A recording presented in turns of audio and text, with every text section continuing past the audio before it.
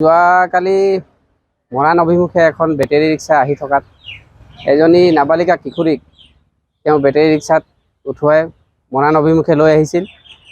যদিও battery rickshaw থকা নাবালিকাগৰাকীয়ে তেওঁক ৰখাই দিবলৈ কোৱাত তেওঁ নৰখাই তেওঁ লৈ আহি আছিল। ইফালে তেওঁক অপহৰণৰ চেষ্টা চলাইছিল। ইতিমধ্যে গম পোৱা গৈছে তেওঁক অপহৰণৰ চেষ্টা চলাইছিল।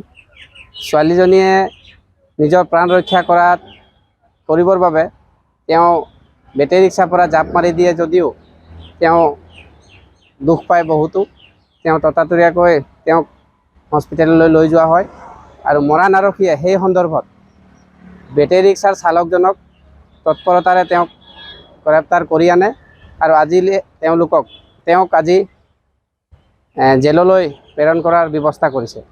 গতিকে আমি এটা মানে ৰিক্সা চালকজন কিশোৰীগৰাকী ছাত্ৰীগৰাকীক বেয়া ইংগিত দি আছিল। হয়, পাছত আমি গম পোৱা মতে কিশোৰীগৰাকীক তেওঁ বেয়া ইংগিতো দি আছিল।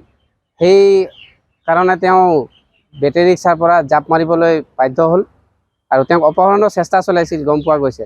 গতিকেলৈ আমি সকলো বেটেৰী ৰিক্সা চালকক এনেধৰণৰ কাৰ্যকলাপৰ দূৰত থাকিবলৈ অনুৰোধ জনাইছোঁ আৰু এনে ঘটনা যাতে দুনাই আৰু মৰাণত নহয় তাৰ বাবে আমি বেটেৰী চালক সকলোকে সকীয়াই দিছোঁ।